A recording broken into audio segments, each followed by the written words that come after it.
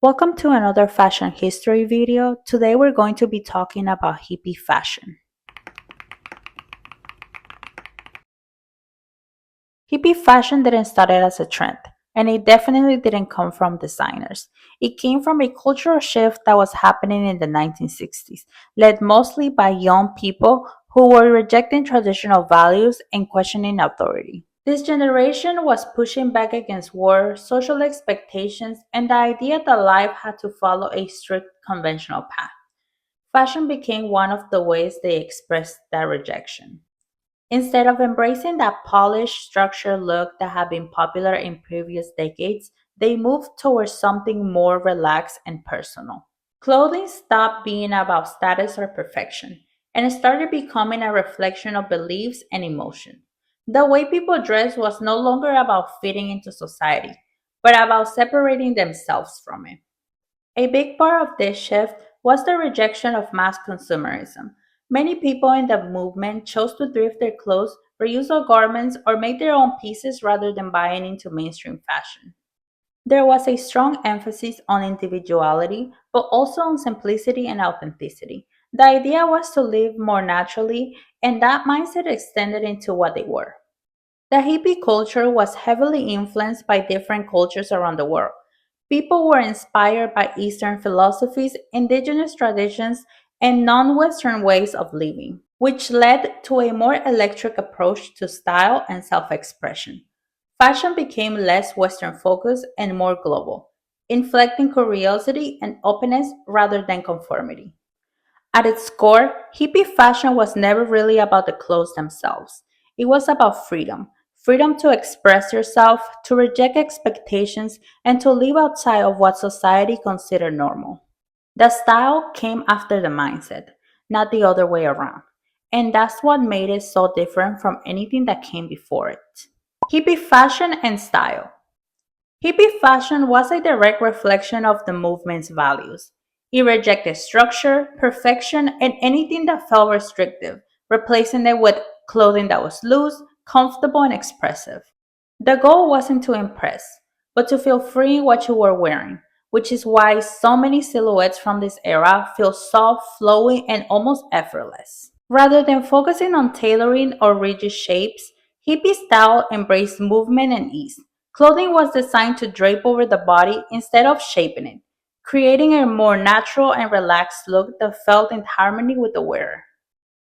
Texture and detail also play a huge role in defining the aesthetic.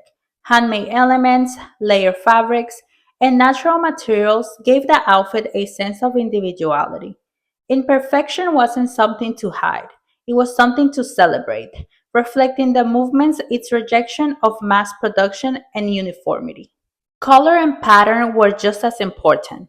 While earthy tones grounded many outfits, there was also a strong presence of bold, psychedelic prints that captured the energy of the time. Many pieces were even altered or created by hand, turning clothing into something deeply personal rather than purely consumer driven. Even though the movement rejected mainstream fashion, it was still influenced by the world around it. Global inspiration, traditional craftsmanship, and emerging independent designers all play a role in shaping the look. From silhouettes to textures, these elements came together to define some of the most iconic pieces of the era. Clothing trends: bell bottom jeans. Fitted through the hips and thighs, then dramatically flaring out from the knee. Bell bottom jeans became a defining silhouette of the era, symbolizing freedom and rebellion. Flare pants, similar to bell bottoms but often with a softer, more subtle flare. These pants offer a relaxed, flowy movement that perfectly matched the laid back hippie lifestyle. Peasant blouses, lightweight and airy.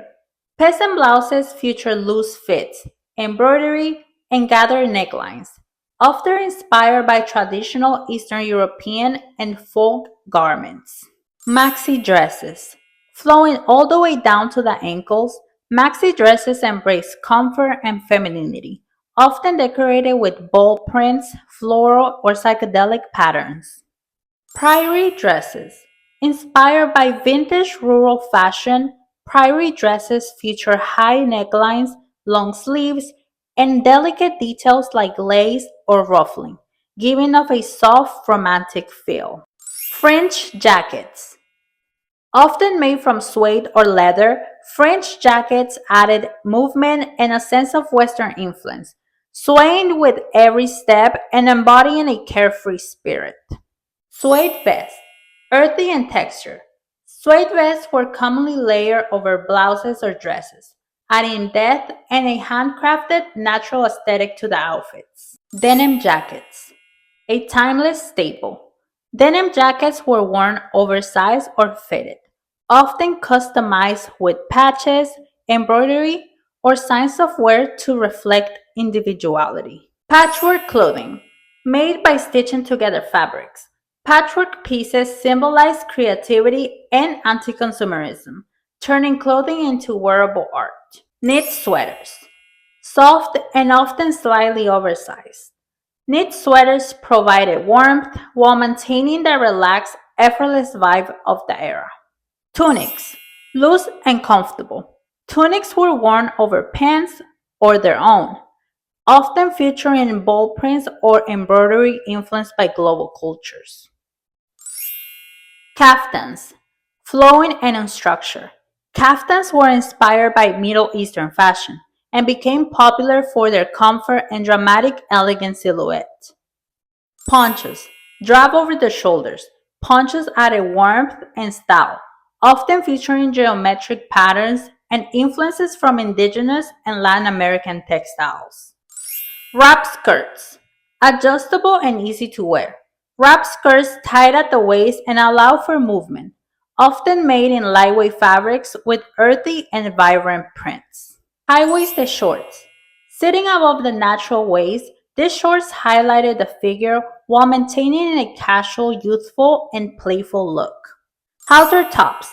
Tied around the neck and leaving the shoulder bare, halter tops embrace a more daring, free-spirited approach to fashion. Bandeau tops. Minimal and strapless. Bandeau tops reflected the era's embrace of body, freedom, and were often worn in warm festival-like settings. As the years went on, what once felt personal and rebellious slowly started to change. The same style that rejected mainstream fashion began to appear everywhere, becoming more commercial and widely acceptable. What started as individuality slowly turned into something recognizable, repeated, and eventually expected. The spirit of the movement didn't disappear, but it evolved. As culture shifted, so did the way people express themselves through fashion. The softness and freedom that defined this era began to fade, making space for something more aggressive, more confrontational, and more intentional in its rebellion. Fashion, like everything else, moves in cycles. It reacts, it transforms, and it constantly reinvents itself based on what people are feeling in that moment. And as the energy of this era came to an end, a new one was already beginning to take its place. Because what came next wasn't about peace or softness. It was loud, it was sharper, and it has something to prove. Thank you for watching this video. I appreciate it a lot, and I'll see you in the next one.